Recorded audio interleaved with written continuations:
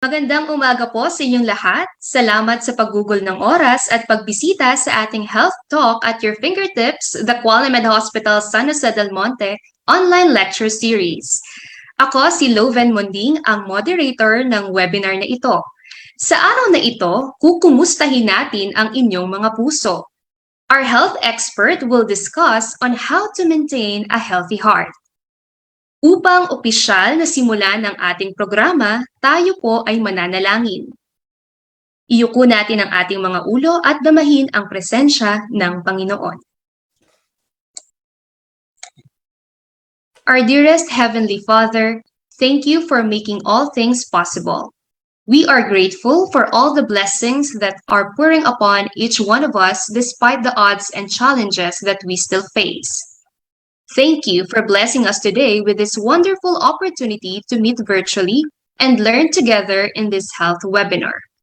May your blessings of wisdom and guidance be upon us all, through the sharing and impartation of knowledge and skills by our resource speaker.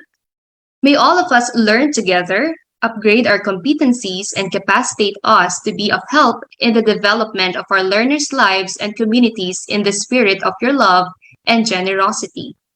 May we humbly commit every part of this webinar to you as we bring back the glory, honor, and praises for your kingdom and holy name's sake.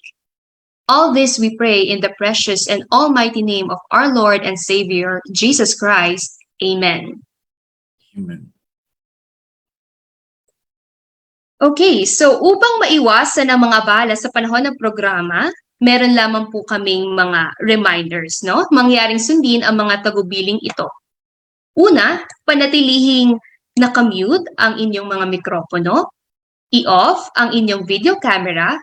Sa panahon ng webinar, kung mayroon kang mga katanungan, ipadala sa amin sa pamamagitan ng pag-type sa chat box.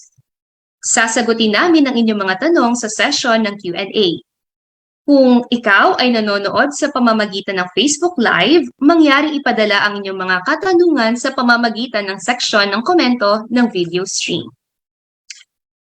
Alright, so isang ganap na karangalan na ipakilala sa inyo ang Medical Director ng QualiMed Hospital SJDM upang ihatid ang kanyang mga pagbati. Please welcome Dr. Angel de la Razabal. Good morning, Doc. Hello, good morning, Loven. Can you hear me clearly? Yes, Doc. Okay, so thank you for this one. So to formally open this event, to all the participants, our dear patients, guests, partners, and to all our resource speaker, a pleasant morning to everyone. Welcome to the QualiMed SJDM Health Talk at your fingertips. We celebrate the Philippine Heart Month every February to promote awareness of heart diseases as a serious and growing health concern among Filipinos.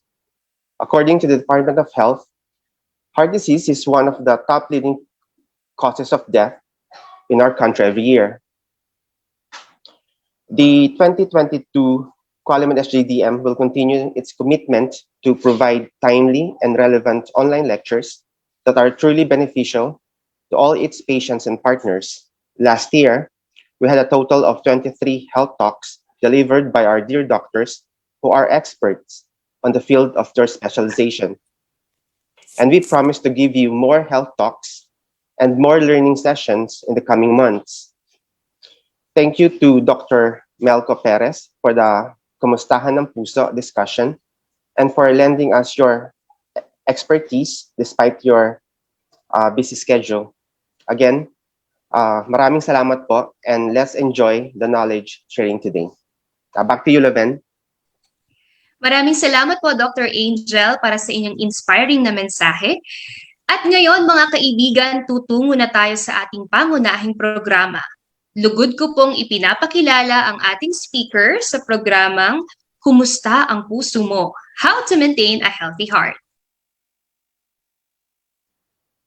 Siya po ang tumatayong chairperson ng Medicine Department at visiting consultant dito sa QualiMed Hospital SJDM.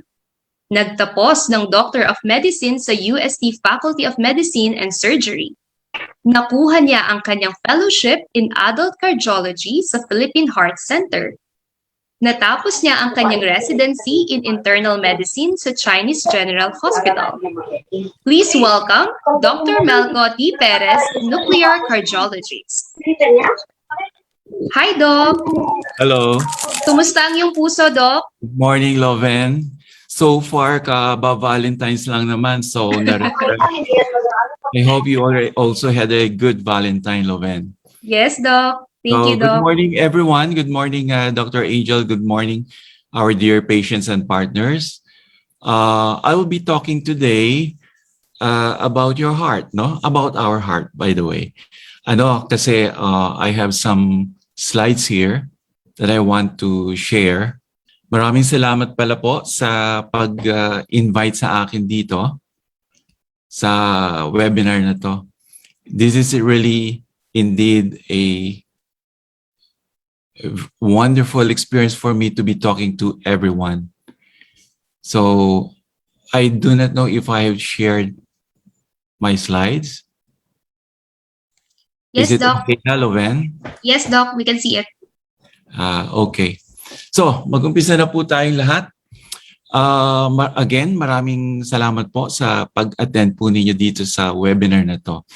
Alam ko pong lahat tayo more or less may idea kung ano ang dapat gawin natin, anong dapat hindi natin gawin sa puso natin.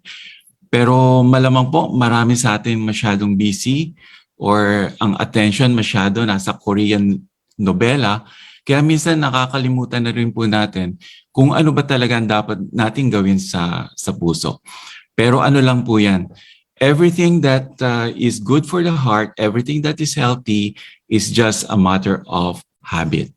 So ang una pong gusto kong sabihin sa lahat, ito pong puso, no? Our heart is, we only have one heart. Ito po yung parang, parang pump ng tubig na nagpapump po yan continuously from the time that we were born hanggang mamatay na po tayo yan.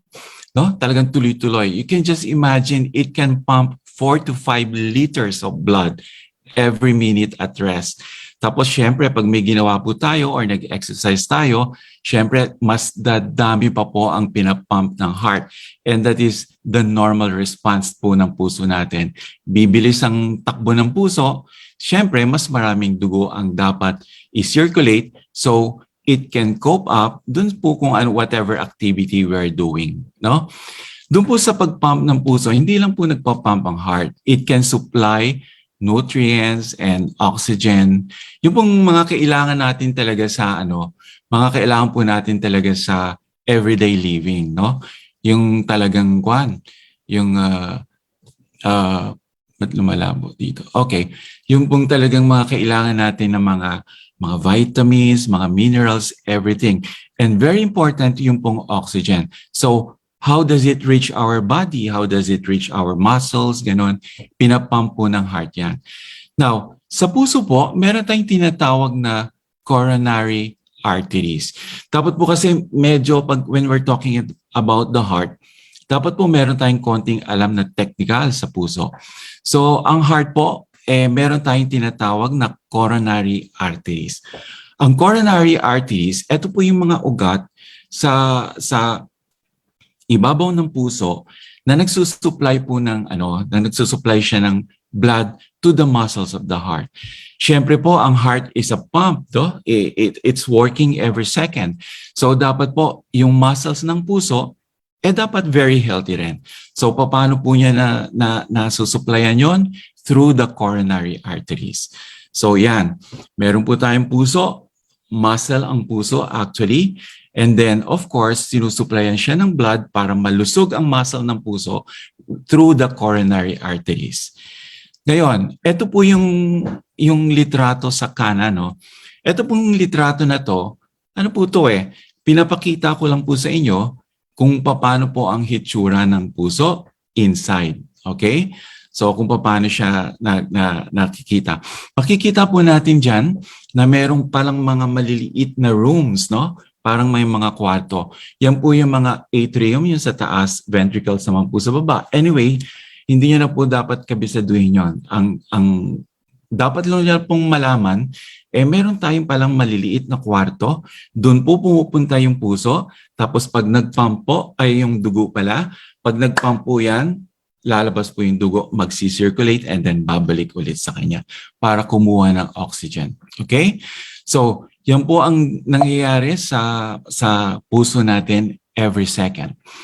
Now, meron pong dalawang terminology. No? There are two terminologies. One is, minsan nakakarinig po tayo ng word na atherosclerosis. No, ano po ba talaga yung atherosclerosis? And then, secondly po, ano ba itong coronary artery disease? No, sasabihin sa atin ng doktor natin, meron po kayong CAD or sometimes coronary artery disease, ang tawag po nila is ischemic heart disease. Or sometimes ang tinatawag po ng ibang doktor, CHD or coronary heart disease. So whatever it is, iisa lang po ang ibig sabihin nun. Meron pong problema sa ating mga coronary arteries. So, eto pong proseso na tinatawag po nating atherosclerosis, ito po yung sa loob ng mga ugat natin, through the years, from the time we were born, nagde-develop po ang mga ugat. Ang problema lang po, minsan, nagkakaroon po ng mga deposit ng mga taba. And then lumalaki na po yung taba, tumitigas, palaki ng palaki, nagpo-progress. And this process, ang tawag po dyan is atherosclerosis. So yung proseso po ng atherosclerosis is something like a general term. No? Hindi po yan ibig sabihin, may atherosclerosis ako, may sakit kagad ako sa puso. Pwedeng wala po sa puso ang atherosclerosis mo. Ang ibig sabihin lang ng atherosclerosis, merong bumabara, nagde-develop ng bara, ang mga ugat po ng katawan natin. Okay. Now, ano naman po itong coronary heart disease or coronary artery disease or yung iba pong mga doktor, as I have said, ang tawag po ay ischemic heart disease. Ito po yung atherosclerosis specifically nandoon po sa coronary arteries natin. So, pagka sinabi po natin coronary artery disease, meron daw akong CAD, meron daw akong CHD, meron daw akong IHD. Naku, isa lang po ibig sabihin, no? Yung coronary arteries po natin, nagkakaproblema. Meron pong nagiging bara. Ano po bang hitsura ng bara talaga, no? Let me show you kung paano pong nakikita yan. Ayan. Okay. So, hinati ko po longitudinally yung isang artery. Ito po yung isang ugat. Makikita niyo po dito sa kukuha ho ako ng isang pointer. Ayan. Makikita niyo po dito, ito po yung ugat natin talaga. Ito po yung labas niya. This is the intima or ito yung sa loob ng ugat. Now, ito po yung chamber ng ugat. Diyan po nagfo-flow yung blood. Okay. Ang atherosclerosis po, meron kami tinatawag sa cardiology na timeline, no? Atherosclerotic timeline. Ano pong ibig sabihin yan? From the time that you were born, malinis ang arteries natin, syempre. Pero as we grow older, makikita po natin na posible pa lang magkaroon ng mga bara ang mga arteries natin, kagaya po nito. Masusurprise po kayo. Kasi yung iba nagsasabi, magkakaroon ako ng sakit sa puso, no? Siguro pag 30 years old na ako or 40 or 50 years old. So saka na ako mag-aalis ng mga cholesterol, mag-enjoy muna ako sa mga kinakain ko. Hindi po totoo yan. Kasi meron na pong dalawang study, research study na matagal na pong na-publish, mga 1980s pa. Yung pong pangalawa was 1997. Sinasabi po nila, gumawa po sila ng autopsy, no? They did some autopsy sa mga bata po, mga infants. Alam niyo po ba kung ano nakita? Ang nakita po nila, dito po sa pangalawa, dito po sa pen ko, no? Makikita mo parang meron ng tumutubong bara. Kumakapal na tong area na to. Pero makikita niyo po, medyo malabo ng kaunti. Pero during the first decade actually, ang totoo po, base sa dalawang research studies na sinasabi ko, dito po sa first decade and as early as 2 years old, pwede na po tayo magkaroon ng tinatawag ng mga foam cells. foam cells. Yung parang foam, parang sponge, no? Ano po yung foam cells? Mga taba po yun na nagde-deposit na dito sa mga area na to, dito sa layer ng ugat na to. Okay? So, from 2 years old, pwede na tayo magka-foam cells. Hala, mataba na nga yung bata. Sige, i-vitamins mo pa. Kain ka lang ng kain dyan, anak. Sige lang, kain ka lang ng kain. Ang hindi po natin nalalaan, nagde-develop po ang foam cells from 2 years old. And then, on the end, no? Doon po sa bandang dulo ng first decade natin, 8 years old, 7, 9, 10, makikita po natin, nagkakaroon na siya ng fatty streaks. Pag hindi po maganda ang ginagawa ng mga bata, alam niyo naman po ngayon, ang mga millennials ngayon, ang mga bata ngayon, palaging sa computer na lang. No? Palaging nakakalimutan na natin turuan siguro ng mga napakaganda nating laro nung tayo'y mga bata pa. Naku, palagi ho akong natatalo sa tumbang preso, ano yun? Jumping jack, gano'n, etc. Taguan pong. Yan, naku, palagi patintero, yung mga yan, palagi po akong nahuhuli dyan. Pero anyway, napakaganda po nung larong yon. Kasi ngayon natin ma-realize na from 2 years old pala, oo nga, nagfo-form na pala ang foam cells. And then nagkakaroon ng fatty streaks. Kung hindi ho natin aayusin ang mga pagkain at aktibidades ng mga mga anak po natin, makikita po natin na from the second to the third decade, ibig sabihin 20 to 30 years old, naku, eto na ho, lumalaki na itong lumalaki na yung mga bara. Kasi ang foam cells nagiging fatty streak, tapos lumalaki po, tumataba, nag-grow po yung bara.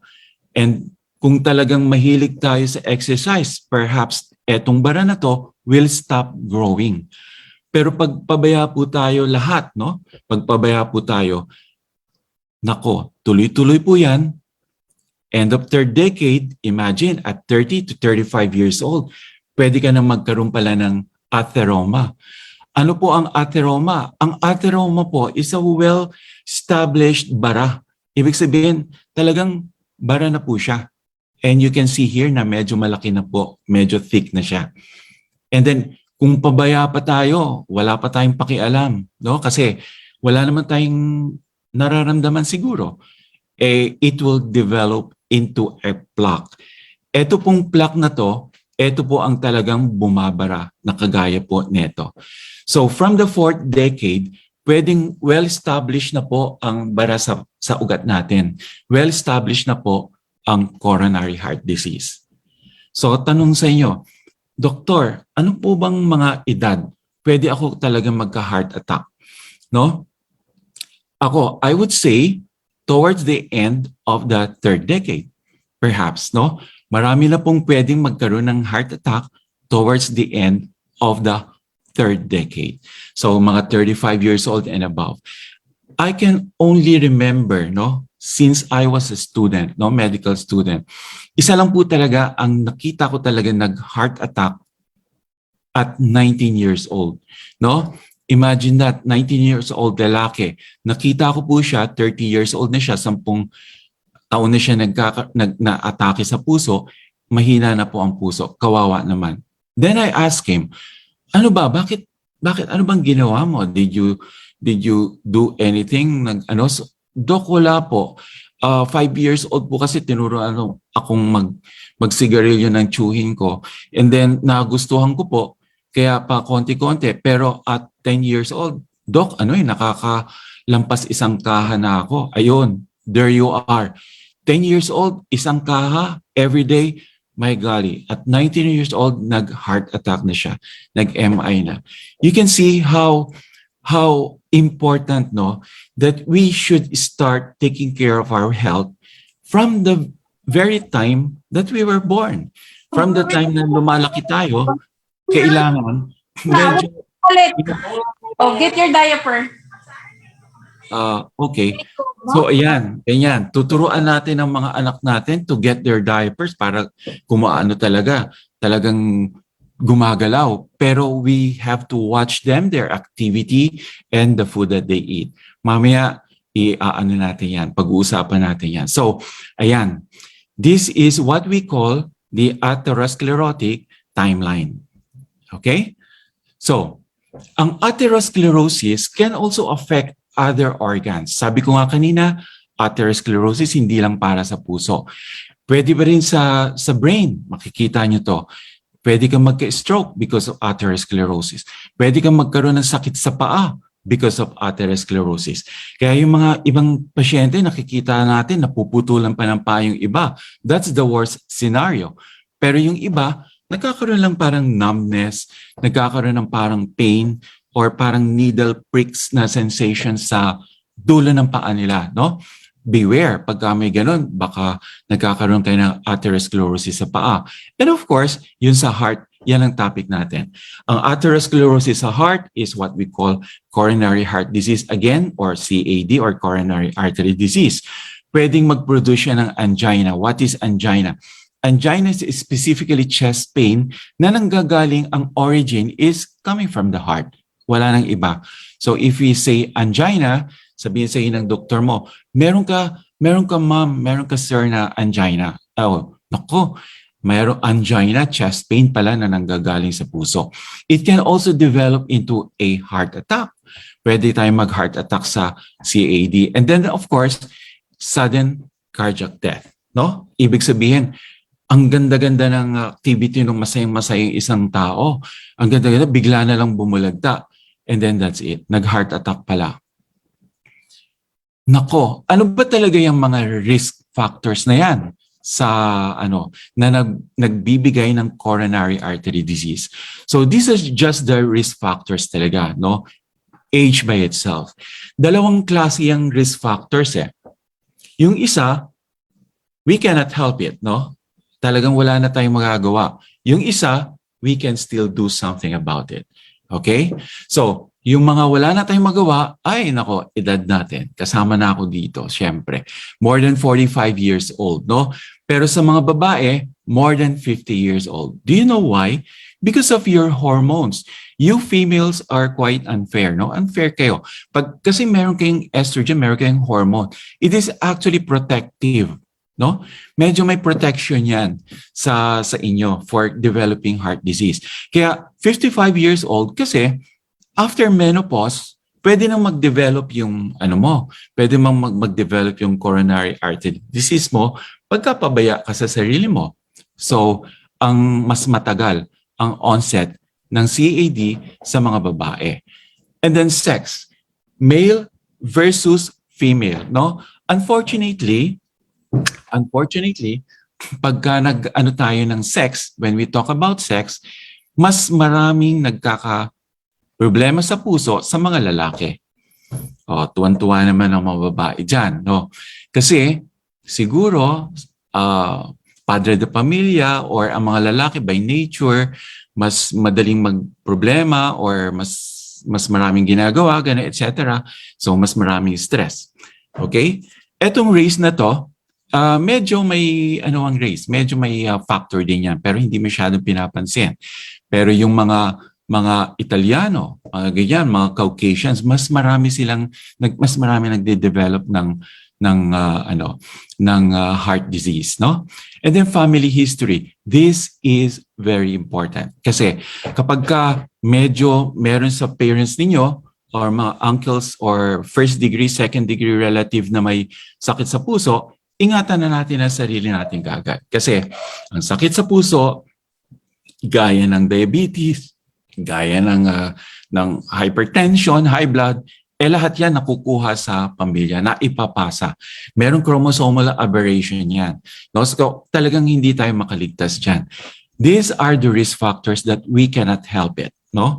What about those risk factors naman na pwede nating ayusin? Okay? Yan ang mga pwede nating ayusin. High cholesterol, no? Ang sarap kayang kumain ng lechon. Ang sarap kayang kumain ng balat ng chicken. Okay? So kaya lang, you have to watch out for your cholesterol. No, high cholesterol can give you coronary heart disease. Smoking will add another 45% chance that you will have CAD. high blood pressure, yung mga high blood dyan. Pagka nag-normal na, karamihan sa atin, inihihinto na. Kasi, ang gamot. Kasi, normal na ang blood pressure ko, doctor eh. So, ihinto ko na ang medicine ko, which is wrong. No? Diabetes, obesity. Ito yung mga hirap na hirap tayo magpaliit. Mamaya meron akong interesting slide about obesity.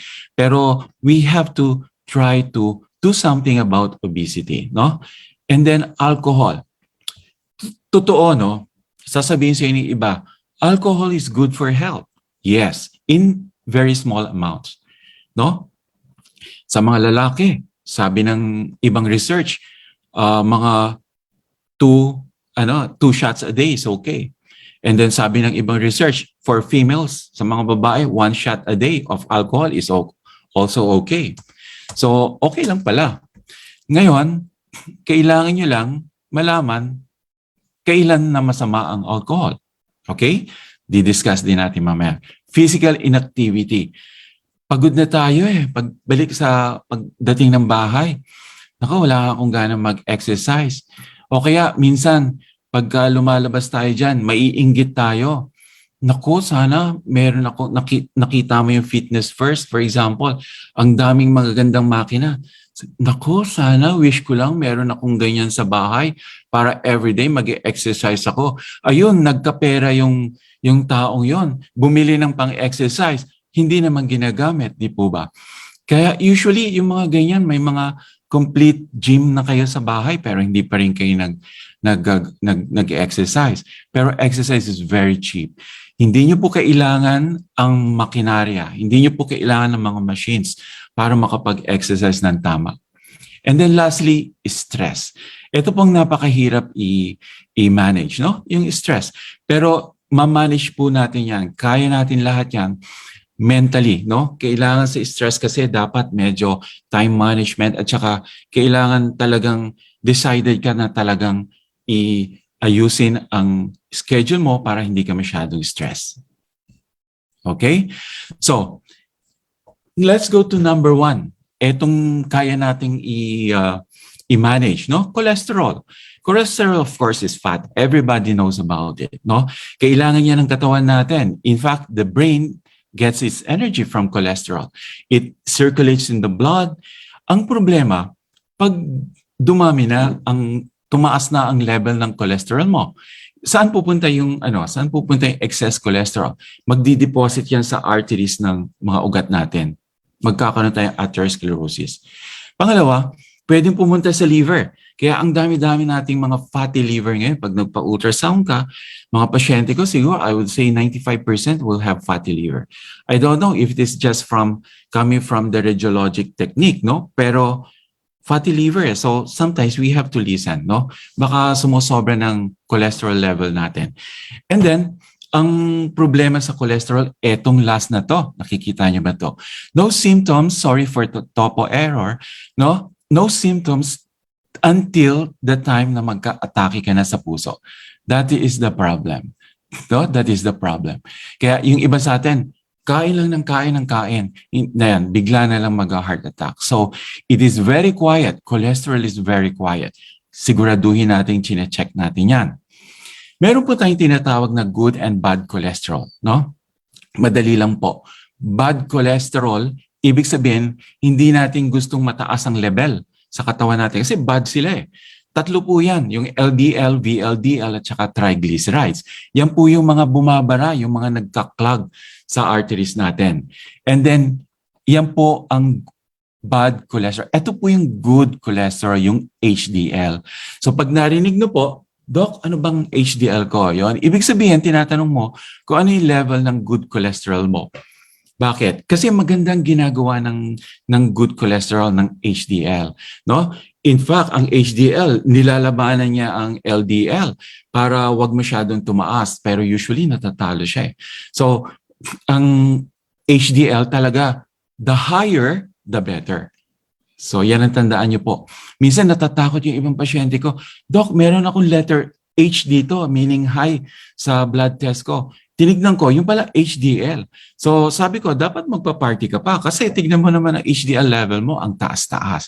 So, ang Ang bad cholesterol, ayaw natin yan. It should be low. Dapat low ang level when we get our blood examinations. And then HDL, good cholesterol, dapat high. Obesity related to cholesterol, no? Ang dami sa ating overweight. Do you know that in the United States, ang survey in 2020 is about 67% of their population are actually obese. 67%, no? Pag sinabi nating obese or overweight, yan yung mga 10 to 30% above our normal weight.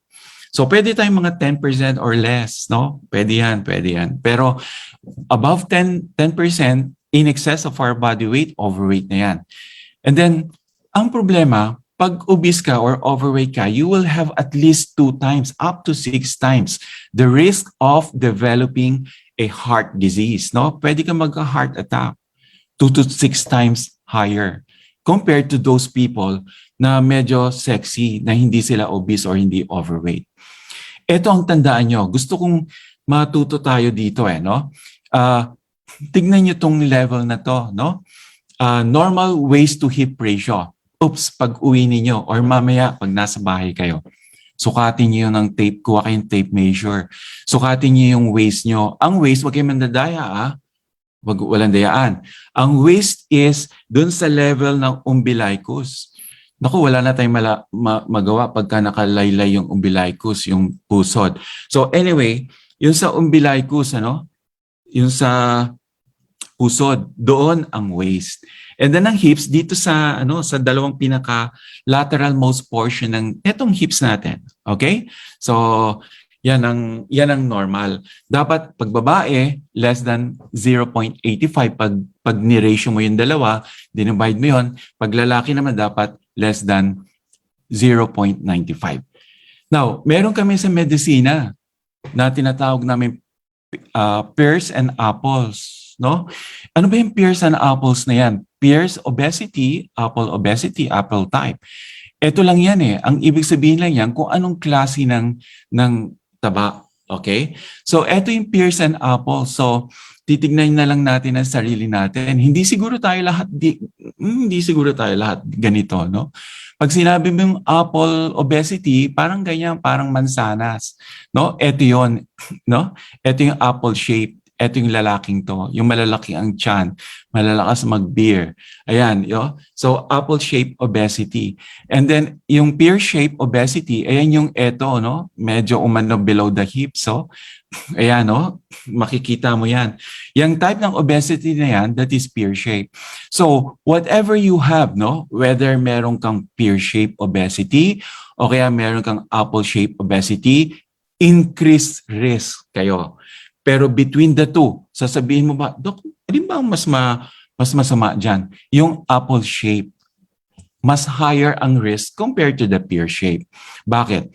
Usually, in this type of obesity, dito yun sa tiyan, sa tummy, akala mo under the skin lang yung fats na yan. Hindi. Usually, in apple shape, research findings have seen a lot of fat deposits dun sa mga internal organs natin. So, ibig sabihin, dun sa loob ng tiyan niya, doon sa aorta na doon sa stomach niya, sa mga intestines niya, naku, nababalot ng maraming fats. That is what we call visceral fat. And that is more extensive and it's more dangerous sa puso natin compared to the fat that we see in the tummy.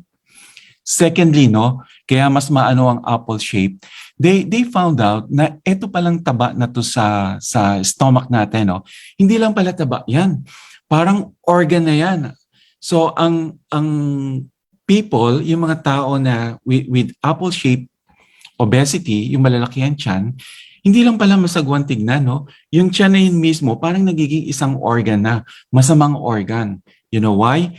It secretes a certain protein na nag-i-increase ng process ng atherosclerosis.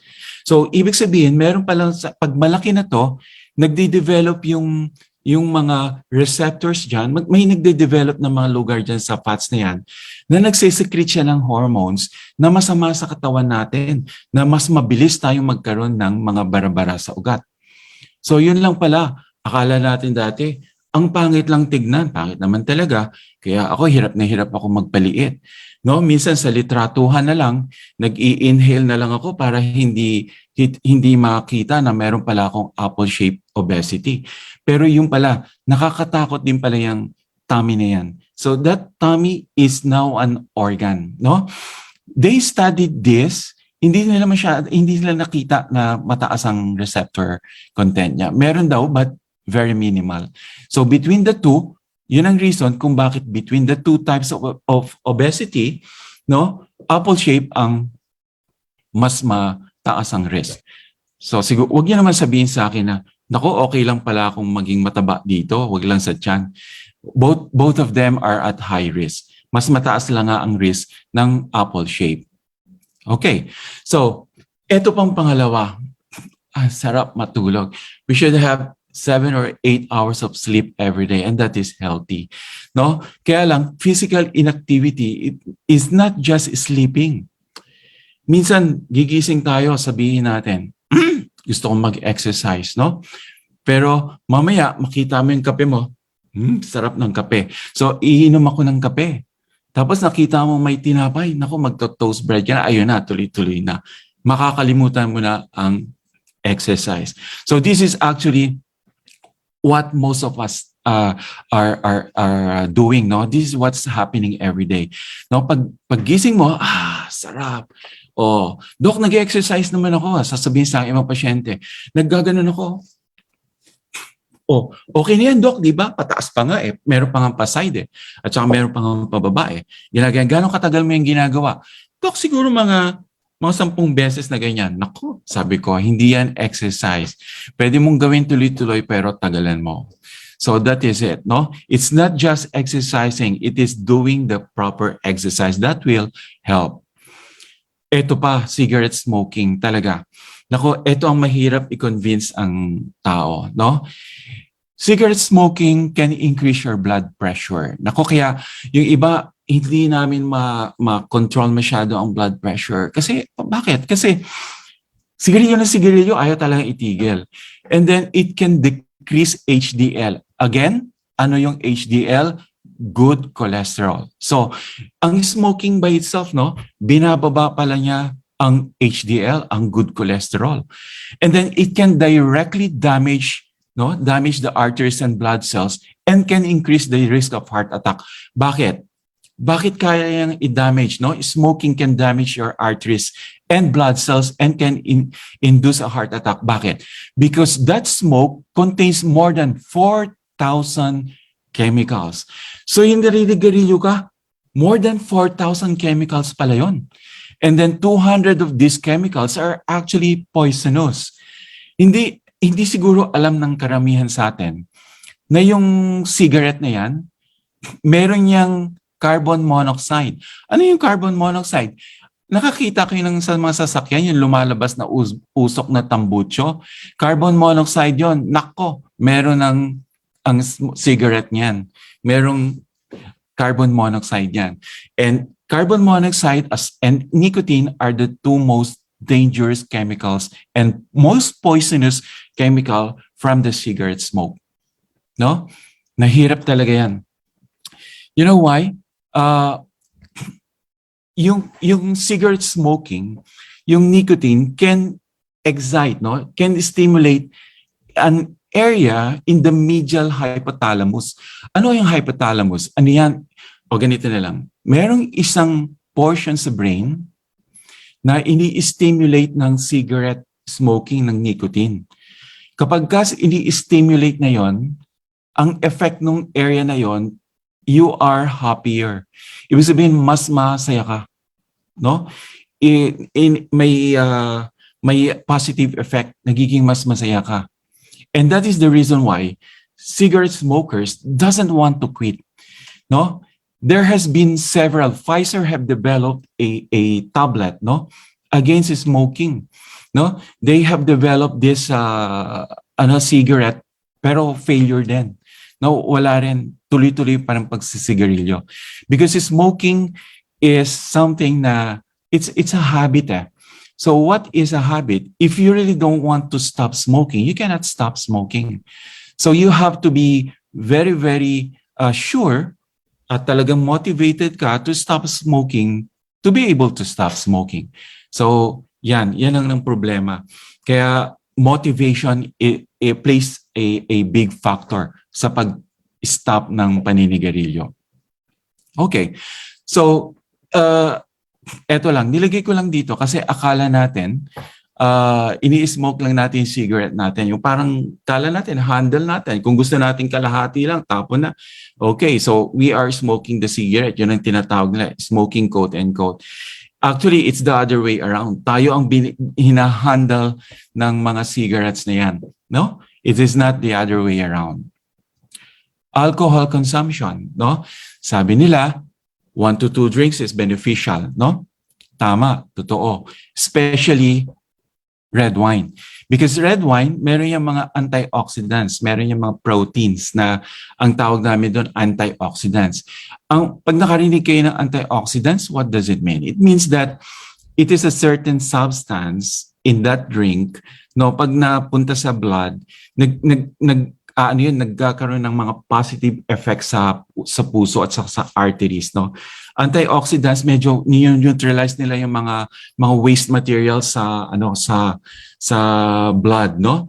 And then nagpo-produce siya ng magandang epekto sa puso, nire-relax niya ang puso, pati sa mga arteries natin, antioxidants, nagpo-produce sila ng relaxation.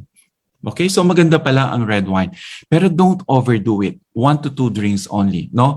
In large amounts, kita mo, lalo na ang beer, no, and whiskey, it adds fat. Yan. Kaya tingnan mo, makikita mo yung mga mahilig makipag-inuman sa labas ng kanto, sa mga kanto. Ang lalaki ng tiyan nila, no?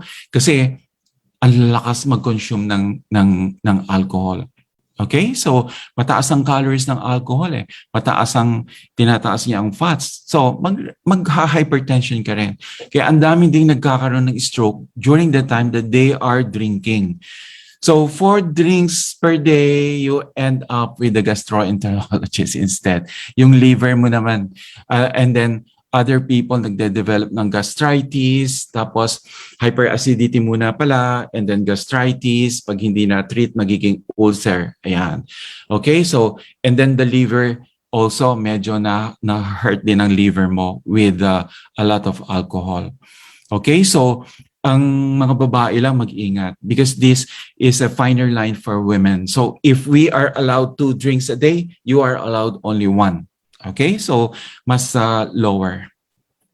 Okay, 33% of adults in general, 33% over 20 years of age are already hypertensive.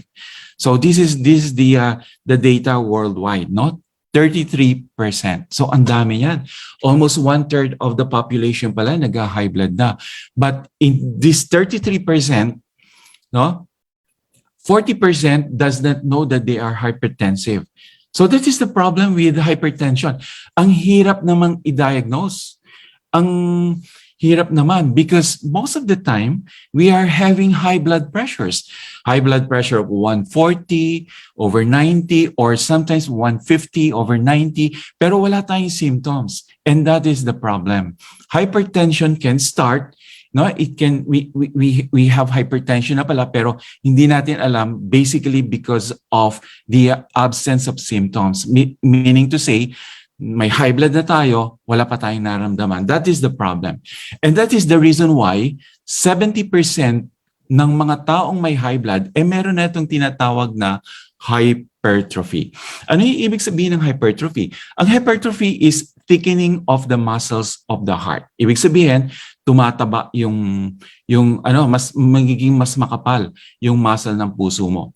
Huwag kayong matakot dyan sa hypertrophy. No? This is a risk factor, pero huwag kayong matakot.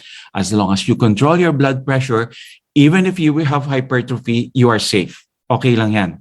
In fact, some types of medicines can reduce hypertrophy. Ibig sabihin, no, merong mga ibang gamot na pwede pang ganito kakapal. For example, yung heart mo. After 2 years of taking the medicine, controlling your blood pressure, bababa na yan. No? Bababa na yan. Sometimes it even goes down to the normal thickness of the heart muscle. No? So, don't get scared of hypertrophy. Pero at least pag sinabi sa'yo ng doktor mo, meron kayong hypertrophy dito sa 2D echo mo or sa ECG, yan ang maiisip mo na makapal. Mainly because of hypertension. Okay? Now, ang problema sa hypertension, pinakakapal niya yung arteries. And then also at the same time, yung bara na sa atherosclerosis, mas nadadagdagan siya with hypertension. Kasi hypertension, ang taas ng blood pressure. So ang taas ng flow, yung velocity ng blood flow sa loob ng mga arteries mo, ang bilis, ang taas. So it can cause yung tinatawag namin sa medicine na shear stress. So nai-stress yung loob ng ugat ng puso mo, nagagasgas siya, nagagalusan siya. So lalong lumalaki, nagkakaroon ng mga bara. So yan ang problema sa hypertension. Now, ang problema, it can reduce yung flow ng blood papunta sa puso. Bakit? Kasi ang taas ng pressure eh. So mataas ang pressure, merong resistance sa blood flow. Doon sa mga pandilig natin sa halaman, yung hose na yan, pag inano natin, di ba? Pagka pinisil natin ng konti, mababawasan yung blood flow, pero mas malakas ang pasok, mas malakas ang labas ng tubig, di ba? Ganun din ang nangyayari sa heart. Bumababa ang flow ng blood, pero ang taas ng tension. So it's not good. We really have to control yung hypertension na yan. Then syempre mga complications siya, pwede tayong mag-heart attack or ACS. ACS, yan po yung bagong term sa heart attack. Dati ang tawag namin dyan, MI. Nung araw, MI, or heart attack. MI, myocardial infarction or heart attack, simple term. Now it's ACS. Then we can have a stroke sa brain. Then we can have kidney disease. Meron mga tao, walang ibang sakit, high blood lang. Ayun, nadadialysis na because of poorly controlled hypertension, hindi kontrolado high blood nila. And then peripheral artery disease, yung pong mga pwede din tayo magkabara dito sa mga paalam po natin. Okay? So hypertension. The other thing is diabetes. Iyan po ang isang sakit na namamana rin, gagaya ng hypertension. Okay? So ang diabetes hindi maganda because at any given cholesterol level, kasi merong mga iba nagsasabi, Doc, diabetic ako pero ang ganda naman ng cholesterol ko. O di ba okay na yan? Hindi. Pagka diabetic ka, at any cholesterol level, whether normal ang level mo or hindi, pag hindi kontrolado ang diabetes mo, you will have 2 to 3 times higher risk of having a heart attack or stroke. Okay, so it is not enough, hindi sapat na i-control lang natin ang cholesterol level natin. Kailangan i-control din natin ang sugar level natin, siyempre. Diba? Now, i-compare mo ang diabetic na tao, non-diabetic, mas mataas ang heart attack dito sa diabetic. Okay? And then, pag diabetic ka, 80% namamatay talaga sa heart attack.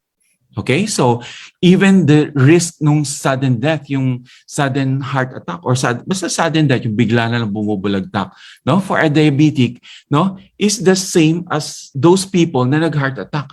So, yung pala, pagka-diabetic ka, parang the same din ang risk mo na magkaroon ng sudden heart attack dun sa taong nagkaroon na ng heart attack dati pa. So talagang medyo hindi maganda ang diabetes. Ang tawag nga ng mga cardiologist dito is coronary artery synonym. Kumbaga sa parang synonymous to coronary artery disease. Na pag sinabing meron kang diabetes, para ka na rin merong coronary artery disease. Pero nako, wag niyo nang isipin yan. Huwag kayong matakot dyan. You just deal with the diabetes if it is present sa inyo. Okay, medyo malabo, Pero ito yung nakita ko kasing magandang i-express what is stress, It is usually work-related, Yung stress is usually work-related, It can produce insomnia, Minsan nagtataka kayo, bakit ako kaya hindi makatulog? Yung pala merong inaalala. It can produce depression, anxiety, digestive problems. Ito, merong yung nagbo-bloat kayo, nagkakaroon kayo ng indigestion, that can be from stress. And then you can have heart disease, syempre. Okay, so nasabi ko na yan. And then it can even produce obesity. Because why? Stress can produce depression, no? So pag depressed ka, parang makakain na lang nga. Maraming ganyan eh. No? Pagka may problema, kumakain na lang. So it can produce obesity. And then, etong pinaka-importante, lalo na ngayong time of COVID, stress can reduce immunity. Kaya nagtataka siguro tayo minsan, ang laki naman ng katawan nung taong yun, no? Ang laki naman ng katawan. Lagi nakita ko, nag-exercise dyan, gano'n, inom ng tubig. Pero naku, grabe, naging critical pa. Nagka-COVID, naging critical. Ito si Mang Ingo na, naku, andyan lang, palagi lang nakaupo. Yan, lakad-lakad lang dyan. Naku, nagka-COVID pero wala naman, nasa bahay lang, naka-recover kagad. So, immunity is not based on the body physic, no? It is internal, nasa atin yan eh. We can have low immunity, yan lang tandaan natin, if we are always stressed. So what do? We calm the mind and body natin and soul. Paano yan? Paminsan-minsan magpa-spa kayo. Social naman masyado si Dr. Spa. Ang mahal-mahal naman magpa-spa. Di ano lang kayo, do something like gardening, no? Meditating, or upo ka lang dyan and then tignan mo lang yung napakagandang bulaklak na gusto-gusto mo and then free your mind. No, do anything, no? Or sometimes just listen to music, no? Listen to music. Don't listen to rock music because yung mga rock music na yan napag-aralan na yan, no? Sa England, Harvard University, nakakatuwa yung pag-aaral nila dyan Naglagay sila sa room ng mga halaman. Naglagay sila sa room ng halaman, 2 room. Yung isa, nilagyan nila ng tugtog every morning hanggang yung mga piano lang, mga violin, yung mga calm music. And then yung isa, nilagyan nila ng mga rock, yung mga yung talagang nakakabingi, nakasakit ng tenga ng mga music. After 1 month, nakita nila, hindi nag-grow yung iba namamatay pang plant dun sa rock music. Pero yung iba, nandito sa in spite of dinidiligan, binibigyan ng fertilizer, dito sa kalmadong music, napakaganda ng tubo ng halaman. So music is something, no? It can de-stress us, no? So let us listen to our favorite music every day para makalmado tayo. Okay, merong mga businessman or merong mga tao na creative masyado.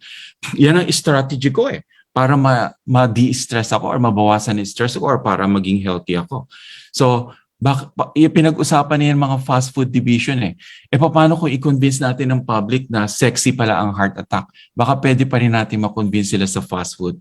But they don't need this advertisement or propaganda kasi lagi naman ng mga, in general, ang mga tao talagang nagpupunta sa fast food. Yung iba naman nakakaisip na never had a test or retest kasi nakalusot na ako sa first test ko, normal. Hindi na ako magte-test.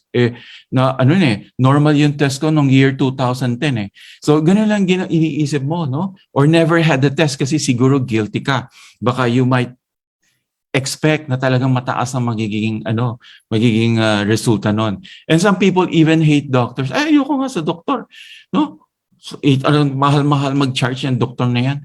Ayoko nga dyan. Tsaka kung ano-ano lang sasabihin sa akin. So, tumatakas lang yan. No? Hate ang doktor kasi tumatakas baka ma-discover nila kung ano yung mga problema sa health nila. And then never take medicines. No?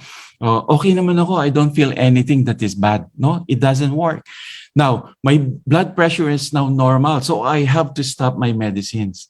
Now, before you stop, ask your doctors about it. Kasi usually, as a cardiologist, the first thing I do pag nag-normalize is to reduce the dosage or bawasan lang ang medicine but not stop the medicines yet. No, kasi medyo dangerous yan. And then some people go for herbals. No? Unfortunately, there are doctors and one of them is even running for vice president now. Sasabihin sa'yo, stop all your medicines. No. And then eto, bebentahan ka ng mga herbals or sasabihin sa'yo, herbals are better than what you're taking right now. That has never been proven. Just remember, this is just a statement. Herbals never had any research studies na talagang nakakagaling sila. Even dyan sa mga boxes ng mga herbals, no? Tignan ninyo, merong nakalagay na, ano ba yung nakalagay doon? No therapeutic claims, no? Oh, yan mga herbals na yan, lagi yan meron sa box, no therapeutic claims. Bakit? Kasi hindi nila sinasabi na nakakagaling talaga sila. Pero pag nag-advertise sila, nagpropaganda sila, parang maganda to sa diabetes, maganda to sa high blood, maganda to sa puso, magandang pang reduce, ganun, etc. No? Pero it's up to you to take those herbals. No, no one is stopping you. But just do not think na yun ang magsisave sa hypertension mo, diabetes mo, etc. Okay? So you can use that only as supplement. No? Okay? So yung iba nagdodoktor-doktoran, no? That will not work. How do we really prevent heart disease? No? How do we really prevent heart disease? There are 4 rules that I would like to share. No? Preventing heart disease, number 1, very simple. Look before you eat. Okay? Eat fruits and veggies. No? Every day. Kung pwede, 5 servings pa nga. No? Marami silang minerals, very low in fat, high in fiber, vitamins, and then of course may mga antioxidants. Eat a variety of grain products, no? Grain products, yung mga wheat, mga ganon, mga oats, ganon. And then of course we're doing rice, di ba? So that's included. So if you want, you can add, no? Yung mga granola bars, ganon, oatmeals, ganon, pwede yung additional, no? Kasi ang mga oatmeals, especially malakas magpa-reduce ng bad cholesterol. So that is also good, no, to eat other grains other than rice, no?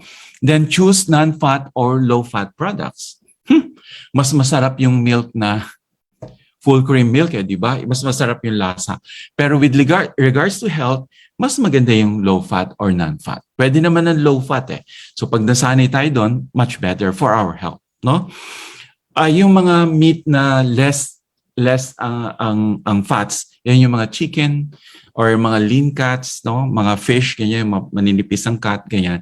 These are the lean meats which are very very helpful sa health natin. Okay, so again, switch if you can, no, switch to skim milk, mas maganda daw yan. Okay, so ayan pa, it goes without saying, i-limit natin yung mga pagkain na mataas sa calories, no? Ang sarap naman kasi ng milk tea eh.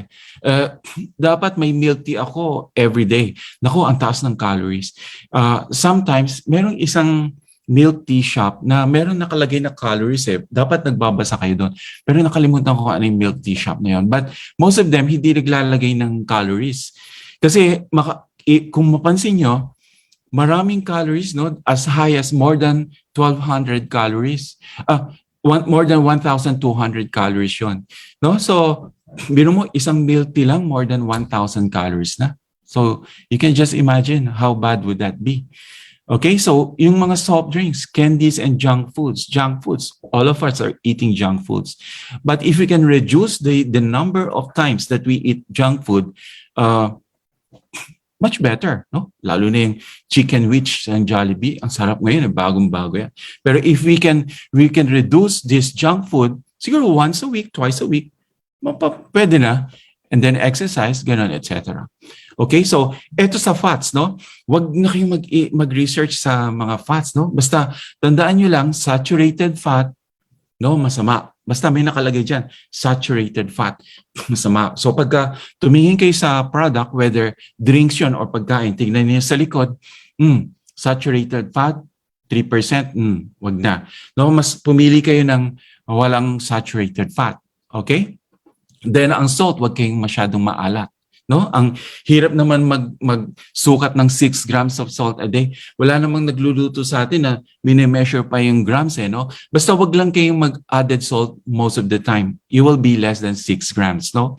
Have no more than 1 to 2 alcoholic drink a day if you are a regular drinker, no? Okay, 2 drinks pwede sa lalaki, 1 drink pwede sa babae. Okay, so limit those food, again, rich in cholesterol and saturated fat. Egg yolk. Ang sarap kaya ng egg yolk, no? Parang hindi kumpleto ang egg without the egg yolk. No? Pero egg yolk, sa studies, no, medyo, ano siya maraming nagtatalo sa egg yolk. But merong isang research na sabi, you can eat as much as 3 or even 4 eggs a week, no? So it will not impose any significant increase in your serum cholesterol. So mga 3 eggs siguro a week, not really very bad. Fatty meal and organ meat. Yan, iwasan din yan. Or ilimit lang. Paminsan-minsan lang mga steak. Masarap kaya. Okay, butter chicken. Butter. Yan, medyo, if we can reduce butter, no, including the desi ghee, the mga cheese, mga full cream milk, and then lessen your ice cream, lessen your bakeries, biscuits, patties, and then cakes, pastries, gano'n. I-lessen lang natin yan. We will be good. Sa cooking oil, no, inan ko na lang itong cooking oil kasi meron diyang mga nagtatanong talaga. Pag sinabi mo, eto, saturated fat, ay ayaw natin ng saturated fat talaga. No, okay lang sa atin yung MUFA or PUFA. Okay, so monounsaturated at saka polyunsaturated fat. No, ang olive oil is a very healthy oil. Pero hindi naman pwede sa lahat. So we can use canola oil or mustard oil. And then soybean oil, sunflower oil, okay pa rin, no? Okay pa rin siya. But take note, no? Some people would say otherwise. Pero based on the research studies na nakikita ko, palm oil is not good oil. Okay? So, marami sa groceries na mga palm oil eh. Okay lang if you want to try paminsan-minsan, no? But palm oil is not suggested by most nutritionists. Okay? So, rotate the oils. If you really want palm oil, i-rotate mo. Minsan canola ka, minsan sunflower, minsan palm oil if you want, no? So, that's a good thing to do. Okay? So, yung pag nakarinig kayo ng oil, na fish oil, yan ang maganda. Yan ang healthy heart. So omega fatty acid or fish oil is actually equivalent to healthy heart. Okay? So whatever brand of fish oil mo, sige lang. Just go taking it. Number 2 thing in preventing heart disease, exercise. We can maintain our healthy heart. Exercise. It doesn't need to be a very expensive exercise. No, maski wala tayong let's just put on our sneakers, malambot or rubber shoes na and then just maski jog ka lang for about umpisahan mo muna ng 15 minutes and then progress to 30 minutes or 1 hour. Ang gusto ko lang sa lahat, no? When you talk about exercise, let's say dati kayo hindi nag-exercise, tapos umpisa pa lang kayo mag-exercise, wag yung gawin kaagad na 30 minutes. You slowly improve, no? You slowly increase yung amount of time na nag-exercise. Mag-start lang muna kayo mga 10 or 15 minutes. Yung kaya nyo. Pagkakaya nyo 10 to 15 minutes, after 1 week, then go to 20-25 minutes. O after 2 weeks, 3 weeks, sabi ko parang hindi na ako pinapawisan dito. So increase nyo to 30 minutes. And then if you're doing 30 minutes, maganda na yon. Okay, so maintain a level of physical activity that is actually supposed to be equal dun sa food that you eat. So pagka medyo sobrang nakakain ka ng maraming pagkain, naku, dagdagan mo yung exercise mo, no? Okay? So exercise can serve several functions. Number 1, it can reduce the incidence obesity, no? Kasi binaburn mo yung fats mo yung subcutaneous fat mo, binaburn mo. So parang pumapayat ka talaga. Okay? So that's reducing obesity. And then ito yung maganda increases HDL. So nakita niyo naman yan. HDL, good cholesterol, tumataas pala pagka nag-exercise ako. So that's good. That's a positive effect. So it can lower again, ito naman yung positive effect. It can lower the bad cholesterol. Okay, pwede palang pababain ang LDL. And then it can even help control diabetes and hypertension. If you try to look for 2 patients who are diabetics, no? Diabetic, nag-exercise, walang exercise. Alam mo, mas kontrolado ang diabetes ng taong nag-exercise. So this is really very, very important. Okay? So, exercise, mortality is reduced to at least 50%, no? For those people na lumalakad more than 2 miles every day. 2 miles? Ang layo naman. So sabihin na lang natin, mortality, 50% reduction, 2 miles. So gawin natin kalahati, 1 mile. So at least 25% reduction in mortality. Ang importante, the message is, if we walk, we definitely reduce the mortality rate for heart disease, stroke, etc.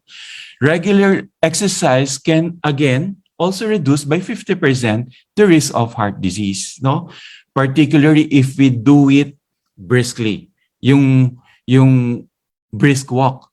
No, kasi yung iba, nagwo-walking ako, doktor. Pero ang walking na lang naman nila, naku, ganyan lang ang walk nila.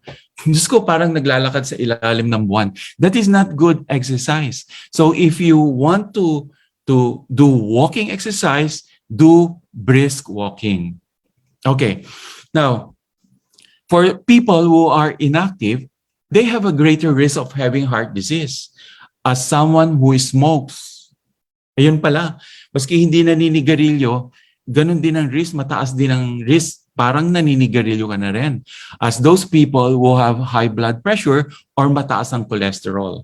Now, exercise can also reduce the chances of developing diabetes and stroke. I have seen some younger patients na diabetic ang mga nila, very active in exercise, and then 40 plus years old na yan pero hindi pa lumalabas yung diabetes. Pero napaka-strong family history ng diabetes. So, exercise can really affect diabetes. No? Blood pressure, maapektuhan din niya. Pero do you know that by regular exercise, blood pressure can reduce by as much as 20. So if your usual blood pressure is 150, pagka nagre-regular exercise ka, that can be only 120 or 130 na lang. So that's a very big drop sa blood pressure just by doing exercise. So just walk, no? This is just the message for the past 3 slides, no? Just walk. You don't need complicated machines, no? Or you don't need to be in the gym for that, no? But if you enjoy being in the gym, go ahead. Walang problema. So as long as you do proper exercise. Okay? So, ito yung, this is about the moderate to intense activity kasi yung iba, hindi kaya talagang intense activity. Don't worry. No? Start slow. As I've said kanina, minsan mga 10 to 15 minutes starting point ka lang. For a few weeks ka mag 10 to 15 minutes and then increase mo after a few weeks to the level na kaya mo until you reach 30 minutes. Because if you reach 30 minutes, that is moderate physical activity already. So that is okay na. Pwede na. So ang makakita kayo ng mga maraming writings or journals sa 2 hours of exercise per week, pwede na yan. 2 hours of exercise per week. Okay. Number 3 rule, no? Stop smoking now. Okay, so napakahirap magsabi yan. But napakahirap ding sumunod ang mga pasyente until the time they develop a heart attack. Saka na lang nila sasabihin, oo nga doc, sige, hinto na ako. So let us not reach that point na nagkaroon na tayo ng complication before we stop smoking. Okay, so if we stop smoking, no, within 1 year, magkakaroon ka na kaagad ng benefit, no?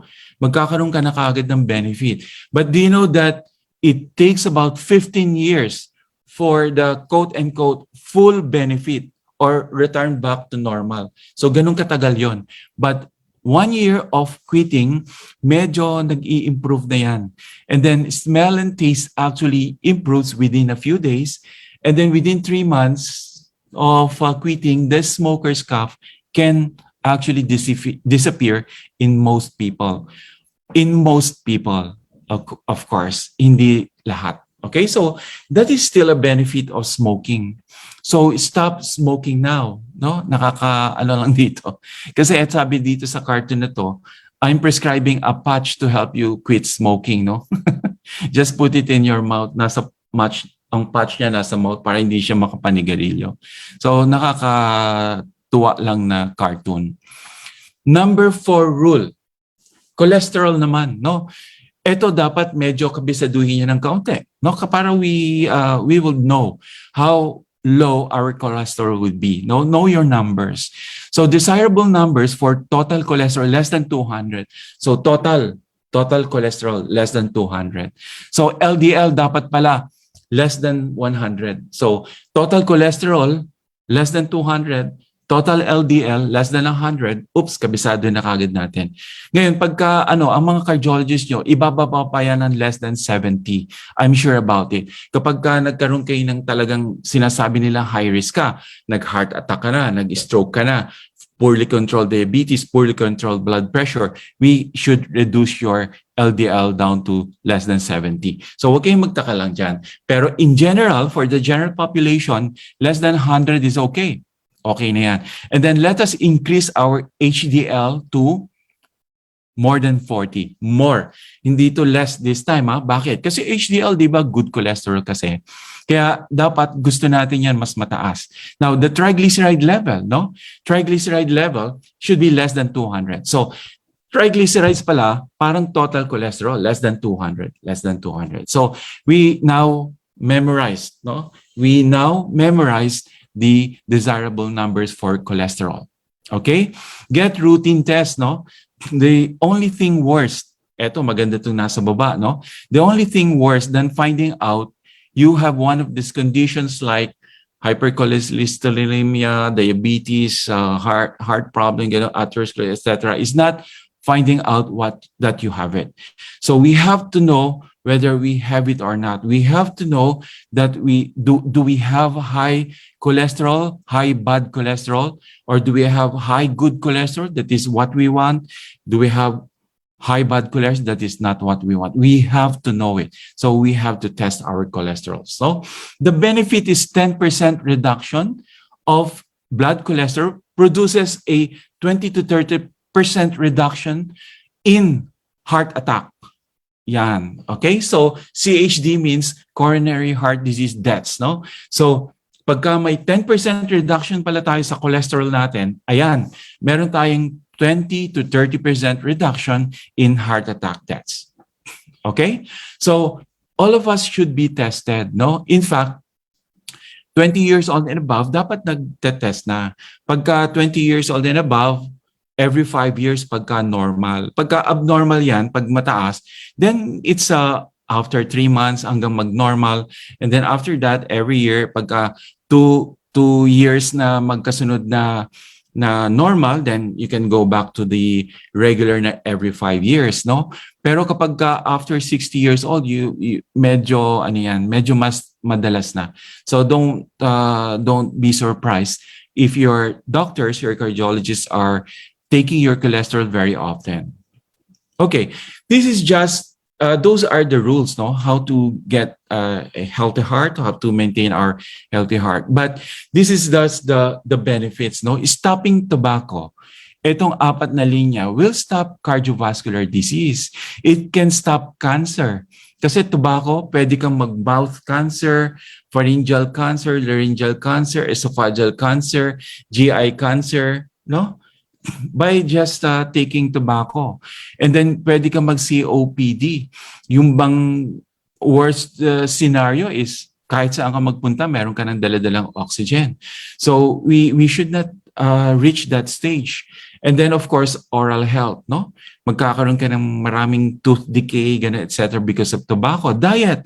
Itong diet, of course, pag hindi maganda diet mo, may heart disease ka, pwede kang magka-cancer, pwedeng pumasok ang diabetes mo, pwede kang magkaroon ng osteoporosis. Ano yung osteoporosis? This is parang yung density ng bone mo, parang parang konti na lang. So mas manipis yung bones mo. So prone ka na sa fracture. Ayan, minsan tumalon ka lang. Yung iba, umiihi lang, nadulas, nabalian na. So this is osteoporosis, no? So diet, no? High in calcium, ganun, etc. High in vitamin D and E, ganun, etc. So to make our bones really strong. And then diet, pag hindi maganda, oral health, naapektuhan din. Okay, physical activity can improve our heart, lessen the incidence of cancer, improve the control of diabetes or prevent the occurrence of diabetes. And then of course, improve our bones. Yung circulation sa bones natin mag-i-improve. So maski matanda na tayo, very strong pang bones natin. Of course, physical activity improves mental health. Napakarami ng mga depressed na tao these days, especially young people, no? So engaging them, no, asking them to engage in exercises or physical activity or physical programs will improve their mental health. Lastly, alcohol. Of course, alcohol can produce heart problems, no? Ang dami. Pwedeng mag-coronary artery disease, pero pwede yun sa mga muscles. Ibig sabihin, normal ang coronary arteries ng puso mo, pero ang muscle mo napakahina. Bakit? Toxic ang alcohol, too much alcohol sa muscle ng heart.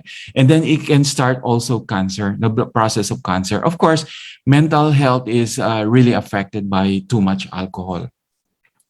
So yan yung mga factors na yan. At saka kung saan sila nagkakaroon ng benefit or disadvantage. So how do we really maintain, no, a healthy heart, no? Eat good diet. Yun lang. Kagaya na sinabi ko kanina, good fat, no? Take good fats. Yun lang. If overweight, lose some weight. Do regular activities to at least 2.5 hours or on the average, based on several studies, 2 hours per week, pwede na. Okay? Ito lang yung recommendation ng AHA. Medyo mahirap sundan to. AHA is American Heart Association, no? Baka narinig yung AHA, yun ang AHA, no? So the recommendation is at least 150 minutes of moderate, not strenuous exercise, or 75 minutes lang ng vigorous exercise per week. Okay, so avoid sedentary lifestyle. Yung mga nasa desk lang dyan, naku, napakarami sa QualiMed dyan. Mula umaga hanggang hapon. Yung iba napakasipag, no?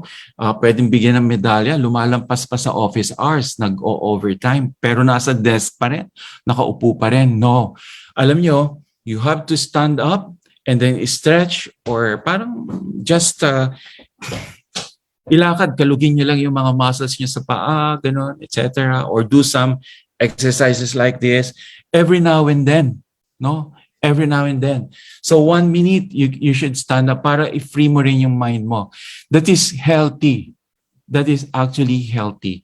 Because sitting down on your desk, no? From 8 a.m. to 5 p.m. or 4 p.m., no? Is actually sedentary lifestyle. So pag yung mga boss dyan, pabayaan nyo lang tumayo lang tapos ano-ano lang yung mga tao ninyo. In fact, you should encourage them na, uy, stand up a little bit. Kanina ka pa dyan. So lugmok sa trabaho. Okay, so to avoid this thing we call the sedentary lifestyle. So sedentary lifestyle is not present only sa bahay. Yung mga nakahilata lang lagi. Yung mga desk workers, nagse-sedentary lifestyle din yan. So, siyempre, tobacco, cigarettes, stop it. Avoid the use of alcohol.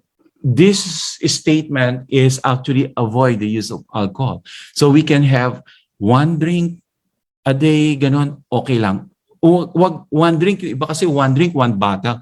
Yung 1 shot a day, kung gusto yung mga whiskey ganyan or whatever, beer, ganito no, may malaking away pagka beer Kasi sabi nila, 1 can a day, yan ang recommendation dati. 1 can a day, okay lang yan. No? Pero merong ibang nagsasabi na it should be only 3/4 of 1 can. Yung beer na yan. Yung iba nagsasabi sa akin, 3/4 of 1 can. Sayang naman yung 1/4. Okay, so bahala na yan. Just don't use it every day siguro.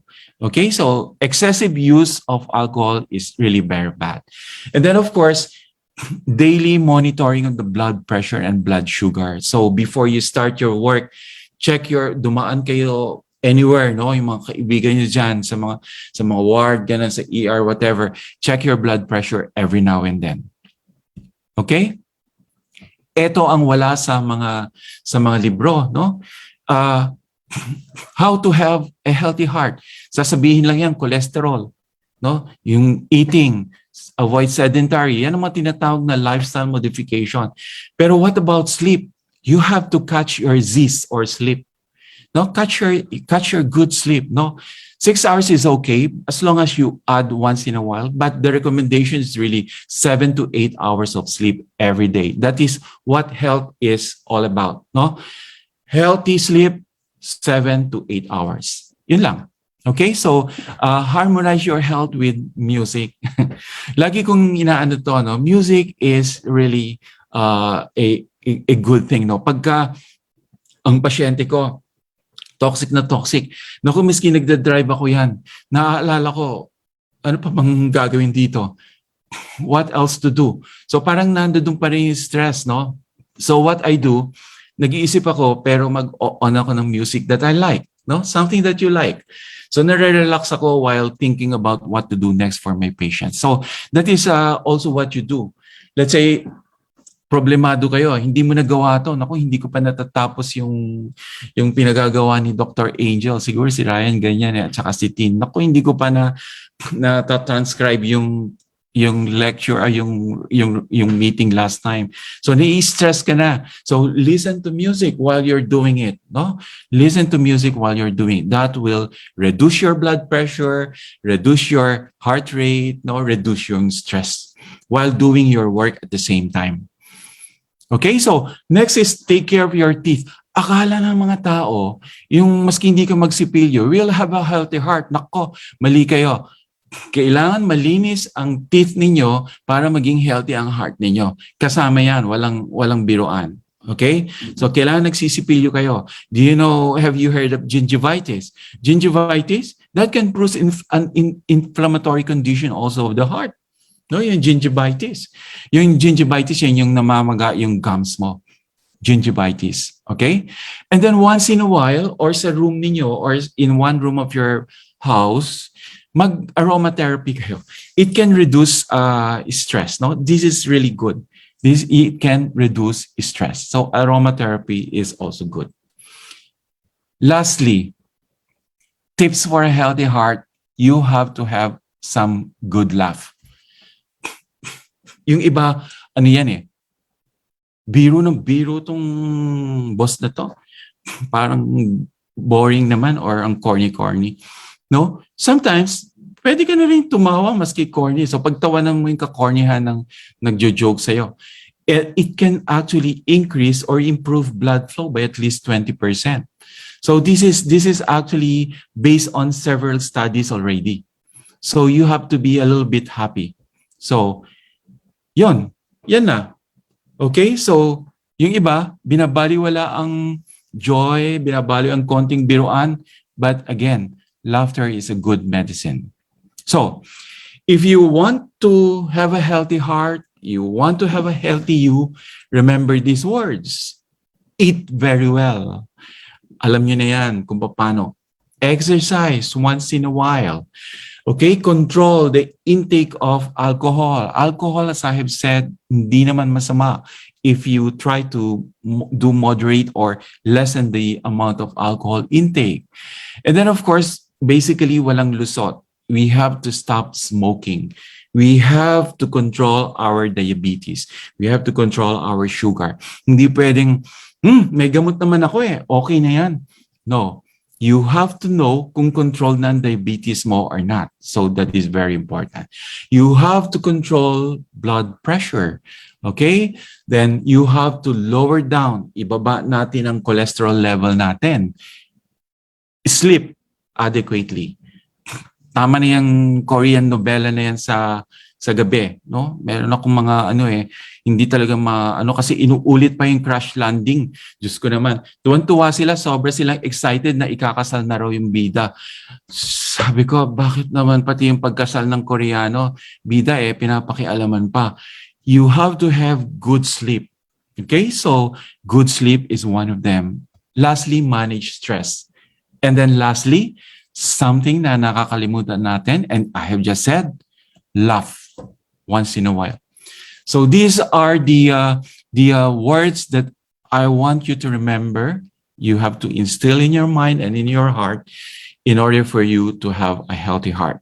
Added to that, lastly, thing is heart disease or heart problem does not start at 30 years old. It doesn't start at 50 years old or 60 years old. It starts very early in life. But it's never late, no? It's never late. If we try to do this and follow these words and try to find time for mending these things, then we will have a healthy heart. So, yan po. Yan po ang gusto kong ibigay sa inyo at sa lahat ng isipan ninyo at puso ninyo na hindi po kayo nag-iisa, marami po tayo, at lahat po tayo will have a healthy heart in the future. Okay, Loven, I think I am done with my lecture. Thank you. Wow, thank you very much, Dr. Melco. No, bigyan naman po natin ng virtual clap si Dr. Melco dito po sa chat box. Grabe, Doc. Lahat ng pain points ay inyong natusok talaga ngayong discussion po ninyo, no? So, Tinamaan ba kita, Loven? yes, Doc, lalo sa sedentary lifestyle. Very much yeah. guilty. Okay. Siguro do kailangan sa QualiMed ng Zumba session kapag ka-coffee break para kahit papano. Gusto ni Dr. Angel yan. Yes, Doc Angel, baka Dr. naman. Angel. Ang ating Zumba session. Okay, so Doc, thank you very much sa pagbibigay po ng kaalaman at kadulubhasaan. Ngayon, Doc, dadako na tayo sa ating live Q&A. So, mangyari po sa lahat ng ating viewers no, na itype po ang inyong mga katanungan sa chat box upang makasali sa aming talakayan. So, Doc, ngayon, may mga nakita na ako kanina habang nagdi-discuss po kayo, sobrang active na ating chat box, nag-send na sila ng questions. Doc, yung unang question na nakita ko, Doc, how about sunmig light po? Sunmig light? Ikaw naman, yan ang isa sa favorite ko din. Sunmig light is okay. It has less calories. Okay, so it's better than the regular. Pero alam mo kasi, minsan, sunmig light, no? Ginagawa nating parang excuse for drinking more cans. Okay, so if you want less calories, yes, sunmig light is better. Pero wag mong gawing excuse para, pwede ako maka 3 cans nito. Sunmig light naman to eh. So yun lang. Ganun pa rin. Pag mas marami, maski less calories, tapos marami naman, ganun pa rin ang effect. Alright, Doc. So, Next ibig question. sabihin, drink moderately pa rin po, no? Ganun pa rin. Alright.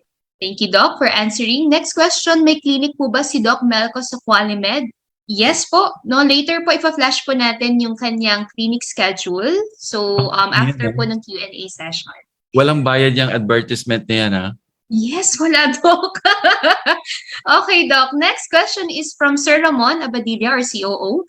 Doc, I have stopped smoking for more than 2 years, but nag-gain naman ako ng weight. Any advice on how to avoid the gain weight?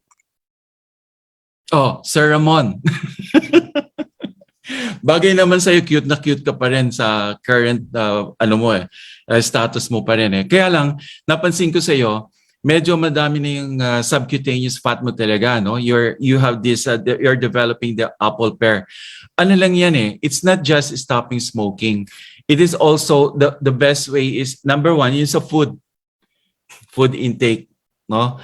So, dun sa food intake, medyo baka gusto mong i-add na rin, everybody can do it, na increase your water intake. Kasi kapag let's say nag-increase ang water intake mo, medyo parang nababawasan yung craving mo for food, as well as it's very healthy, no? Yung hydration. And then of course, exercise. Yun lang. Yeah. And then, I would expect you, Sir Ramon, baka makita na kita nagja-jogging dyan sa may Altaraza. Thank you, Doc. Thank you. Thank you. We'll take the advice. Alright. Doc, may follow-up question po si Sir Ramon. Doc, is coffee good for the heart? Yes, sir. Sir Ramon, Oh, coffee is okay. good for the heart. Pero may study sila sa dyan, sir. It's really controversial as of now. But walang controversy for at most 3 cups a day. Kasi that coffee can increase your heart, it can increase your heartbeat. No? Tapos, in excess of 3 cups a day, parang nagiging, na siya, na-stimulate na yung, meron kasi sa katawan ng tao, meron yung sympathetic system. Sa nerves yun eh. Yung sympathetic system nagpapa-increase ng blood pressure, nagpapa-increase ng heart rate, tapos nag-i-increase ang atherosclerosis din, nag-i-increase ang deposition ng ano. So we don't want that. So 3 cups, okay lang. Okay lang, why not? Thank you. Thank you, Doc. Thank you. Okay, Sir Ramon, maximum of 3 cups. Okay, so we will watch Sir Ramon sa kanya pagtimpla. Okay, thank you, Doc, and Sir Ramon for the question and for answering that. May question po tayo, can we have copy of the presentation? Yes, definitely. Meron po tayong kopya niyan sa ating official Facebook page and YouTube channel. So later, we will flash on the screen. Another question, Doc, no, about the oils. May mga question dito. Coconut oil po. What about garlic oil? Coconut oil, no? With regards to coconut oil, this is a controversy. It's really very controversial. If you read research studies galing sa America and Europe, they will say coconut oil is bad. Pero sa Pilipinas, they have studied it sa ano ba yung DOST atin. Basta there is a local study in coconut oil and it's good. Maganda daw.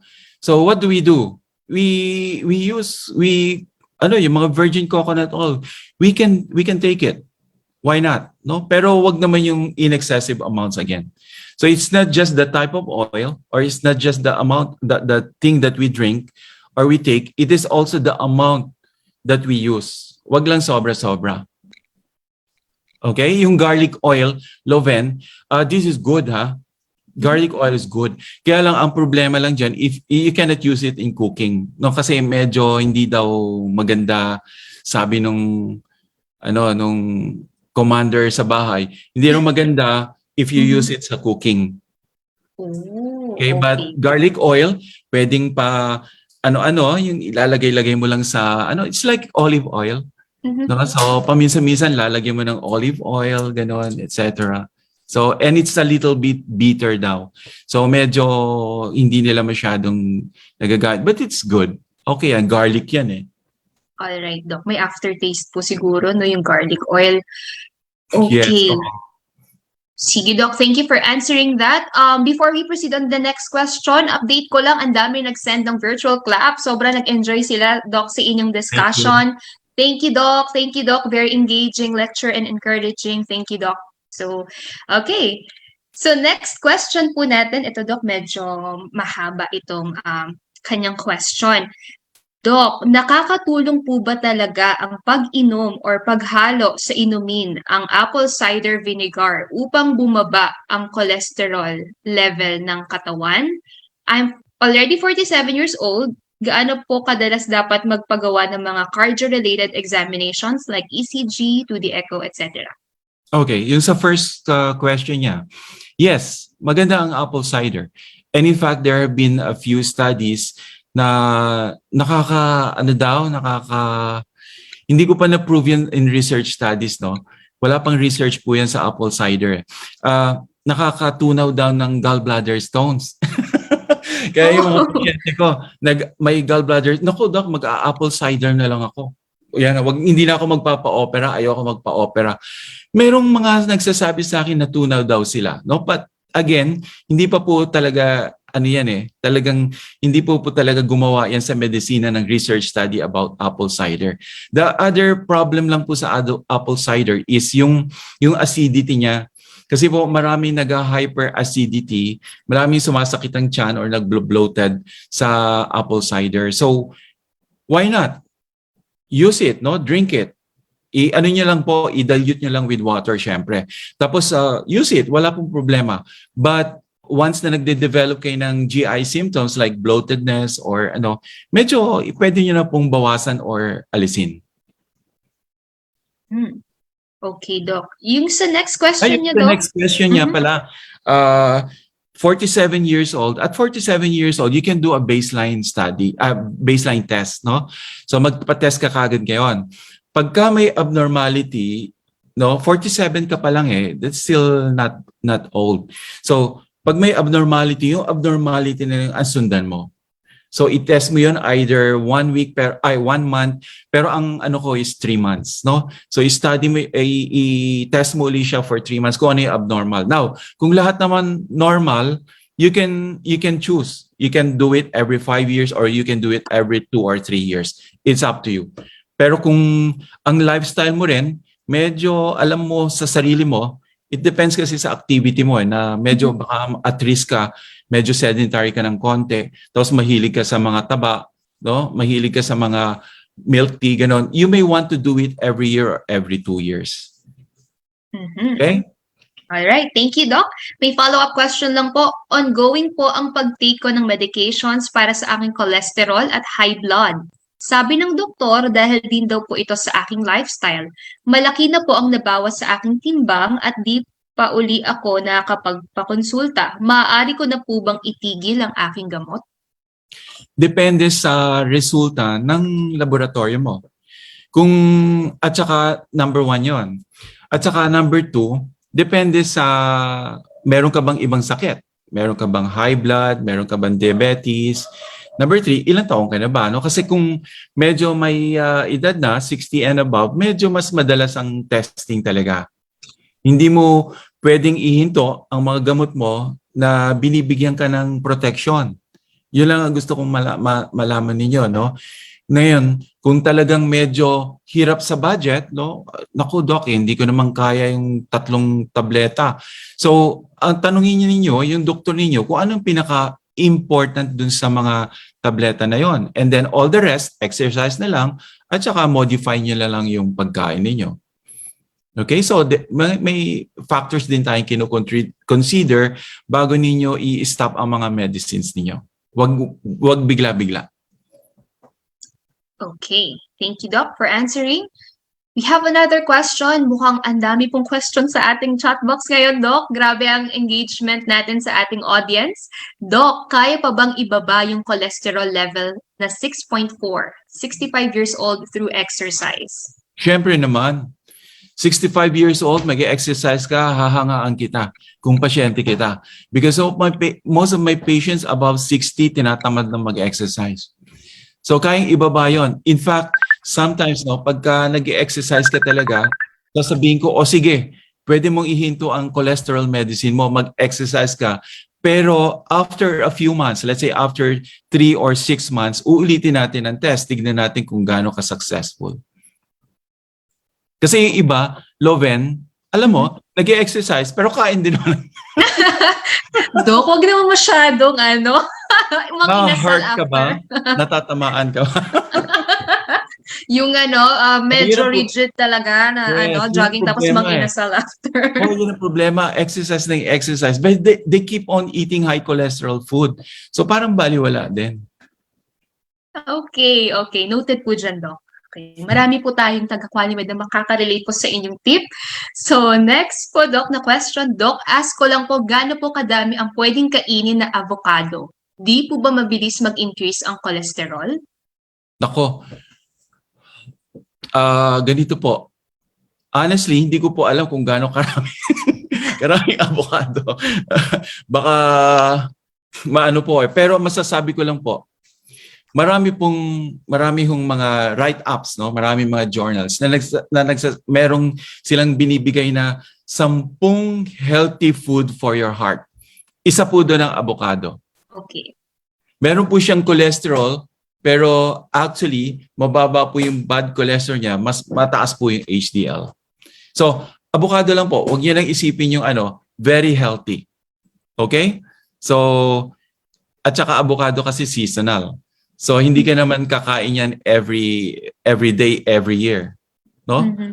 So, habang meron pong avocado, sige lang. Wala akong problema. Okay. So, safe po ang mga mahilig sa avocadoria. So, safe po ang ating puso. So, thank you, Doc. Next po, Doc, nakaka-apekto rin po ba ang hypotension sa development ng heart disease? Any advice po how we can keep being healthy in that case po? Okay, hypotension. Ang ibig sabihin po ng ang ibig sabihin po ng hypotension mababa po ang blood pressure. Okay. Ganito po, ang mga tao, iba-iba po ang blood pressure. Meron pong talagang normal sa kanila, ang blood pressure nila nasa 90/60 lang. Normal po 'yon. Normal pa rin po 'yon. And then there's no such thing as hypotension nakaka-apekto ng heart disease. Wala po 'yon. Hindi po related ang hypotension. Kasi po, pagka hindi po gusto sa iyo, hindi fit sa katawan mo yung blood pressure mo, let's say ang usual blood pressure mo 120, 130, tapos bigla ka nag-hypotension, bigla ka nag-80/50, tapos nanghihina ka, hindi hindi healthy yon. So hindi related ang hypotension sa health ng heart. Okay, Doc. Ito, Doc, ang sarap nung kanyang nabanggit na pagkain dito sa kanyang question. Is ginataang ulam high fat? Yes, higher than regular yung stewed ba tawag doon, Loven, yung magpiprito ka ng garlic, onion, di ba piprito yung ano po tawag diyan? Yung di ba pag nagluluto ka minsan may oil tapos lalagay mo yung sibuyas. Gisa. Yung gisa. Okay. Yung higher actually it's a little higher than yung mismong gisa lang. Mhm. Okay? So okay po, healthy naman po ang coconut oil, but again, not very often. Wag lang pong madalas. Okay, Doc. So, wag po masyadong madalas kahit masarap po ang ginataang ulam. So, Doc, next question. Good morning, Doc. Ask ko lang po kasi nagpa-check up ako sa QualiMed, diagnosis with high blood and diabetes. Yung kaliwang mata ko po, hindi makakita. Sabi ng ophthalmologist, need pababain yung BP at blood glucose para matreat yung cataract. Second opinion naman po, sabi hindi na raw necessary iyon. Alin po ang susundin po? Okay, kasi ang problema sa high blood at diabetes, pwede ka talagang mabulag. Pero ano to dito sa question na to, Loven, parang hindi naman siya bulag talaga, no?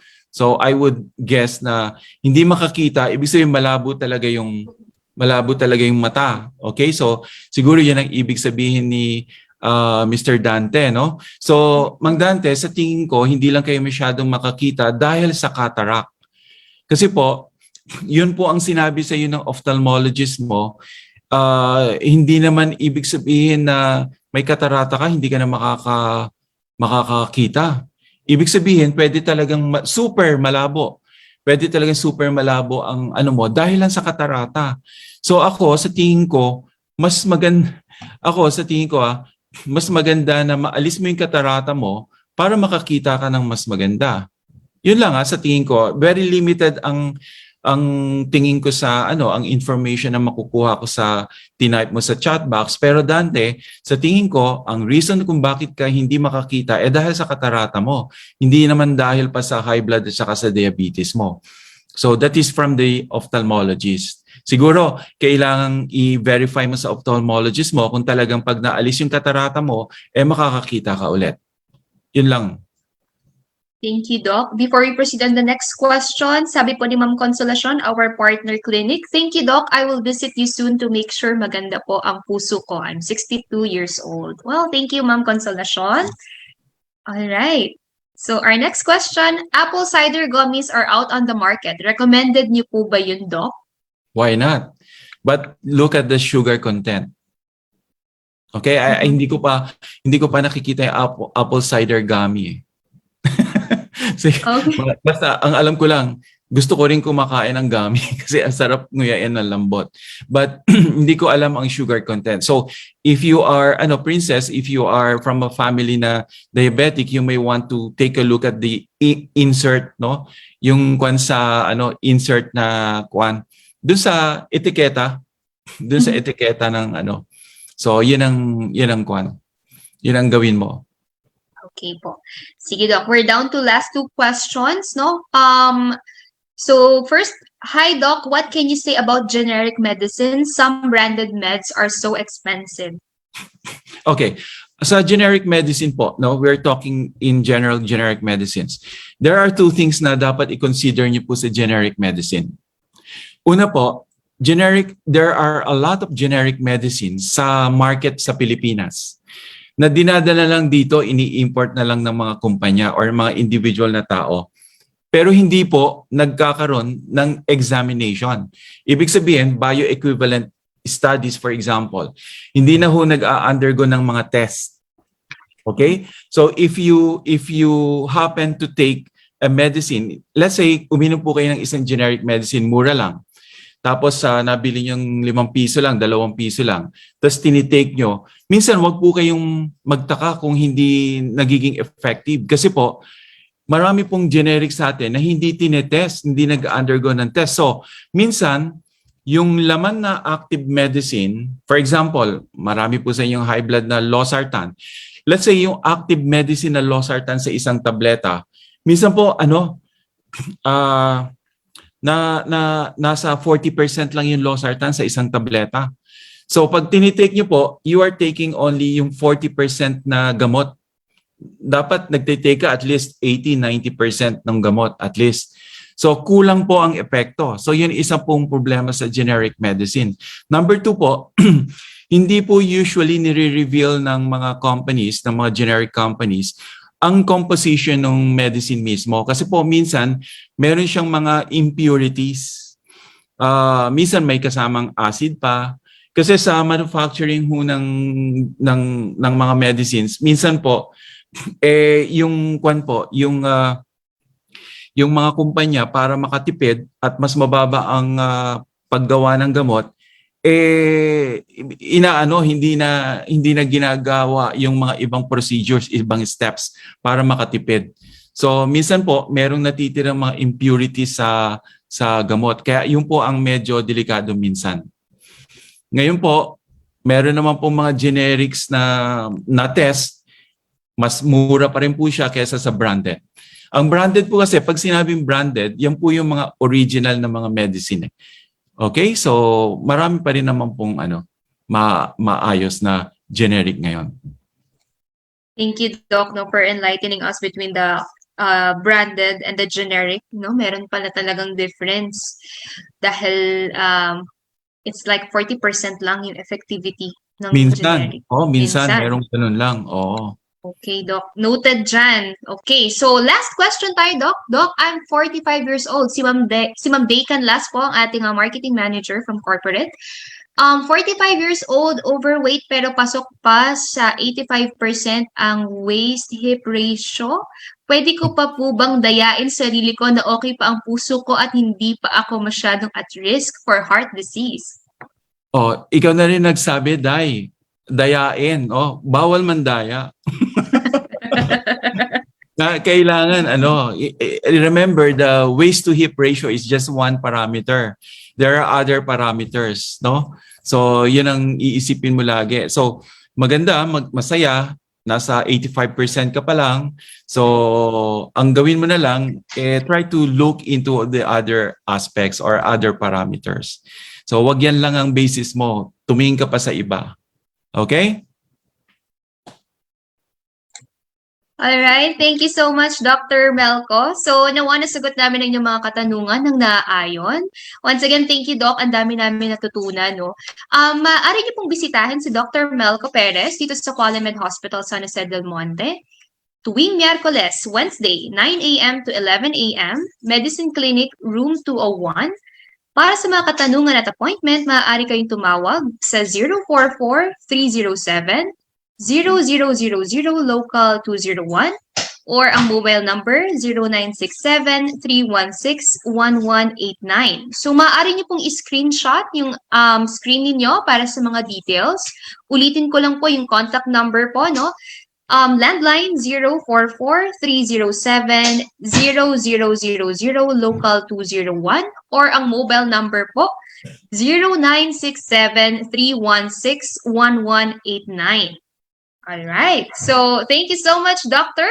Ngayon, nasasabi kaming ipahayag sa inyo ang aming ongoing promos. Maligayang buwan ng mga puso, bumibilis ba ang tibok ng puso mo kapag kasama mo ang taong mahal mo? Upang matiyak na ang pakiramdam ay pananabik o kaligayahan at hindi isang sintomas ng maagang pagpalya ng puso, subukan ang aming Healthy Heart Package. Healthy Heart All-Year Package 1, valid from February 14 to December 31, 2022. Inclusions are arterial and venous duplex scans, available for only 8,330. Our Healthy Heart All-Year Package 2, valid from February 14 to December 31, 2022. Inclusions are 12 lead ECG and 2D echocardiography tests for only 3,320. And lastly, we have Healthy Heart Limited Time Package, valid from February 14 to April 30, 2022. Inclusions are 12 lead ECG, 2D echocardiography test, and chest X-ray for only 3,771. Packages are priced 10% lower than the regular services, professional and consultation fees not included. Limited to outpatient, cash, or credit card transactions only, and promo rate cannot be concurrently availed with any other discount or HMO. Ngayon po, para sa inyong mga questions no appointments, meron po tayong contact details sa ating official poster. For QSJDM Radiology Department, 0917-842061. For the QSJDM Heart Station, 0917-815691. For QSJDM General Laboratory, 0917-815661. And for the QSJD Information, landline po tayo, 044-307-0000. Bukod dyan, huwag tiisin ng katawan, physical therapy ang kailangan. Our 5+1 PT package is available from February 1 to December 31, 2022. Valid for cash or credit card transactions only. Packages cannot be concurrently availed with any other discount, senior citizen, or PWD. For inquiries and appointments, ang landline po ng ating rehab ay 044-307-0000, local 109. Or ang mobile number 0917-801-8350. Okay, so ngayon po para sa ating closing remarks, salubungin po natin ng virtual clap ang ating Chief Operating Officer ng QualiMed SJDM, Mr. Ramon S. Abadilla. Hi, sir. Okay, thank you. Thank you, Loben. Thank you very much, Doc Melco, my cardiologist. Guilty, no? Dami kong guilty after this talk.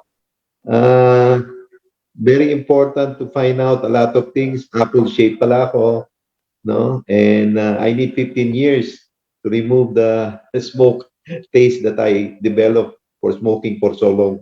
Thank you very much po, Doc. I guess I hope the talk that we have given today and the practical health advices that were given are very helpful to everyone. I see that we have a high participation this morning, and I'm hoping that they understand why we are doing this. No, one is to increase the awareness on healthcare. Na after the pandemic, we have found out the vulnerabilities that we have, especially the relationship of the comorbidities that we have in relation to the virus. No, so essentially what happened was that it opens our mind that the virus is just something that can affect us, but our comorbidities, especially for our heart and our diabetes, could actually impact it and make it more severe. So I'm hoping that the talk that we have, the services that we offer, and I just wanted to also add to it, we have opened 3 special centers, our hypertension centers, diabetology, and also our geriatric are available now. We just launched it last December, and it's related to a lot of things that we're doing today. Doc Melco, thank you very much. No, I really appreciate it, and I hope I see that the survey poll is showing an excellent rating for the talk. Thank you very much, and I wish Thank that you. all of you who are attending could tell your other folks and share I think this one will be uh, uh, the tape of this talk will be in our Facebook. So share the Facebook Live, no, and then share it so that people could get the benefits of the information that was imparted to us by Dr. Melco. Thank you, Dr. Melco. Thank you for everyone, Thank our you. partners, and everyone there. Thank you very much. Over Thank to you, you. Sir Ramon. And thank you, Doc Melco. So, looks like we have covered everything. Maging updated sa aming mga promo at libreng usapang pangkalusugan sa pamamagitan ng pag-like at pagsubaybay sa aming opisyal na Facebook page, QualiMed Hospital SJDM Bulacan. So, it's a wrap, everybody. Thank you for participating in today's webinar. We hope to see you again next time. Stay safe and God bless.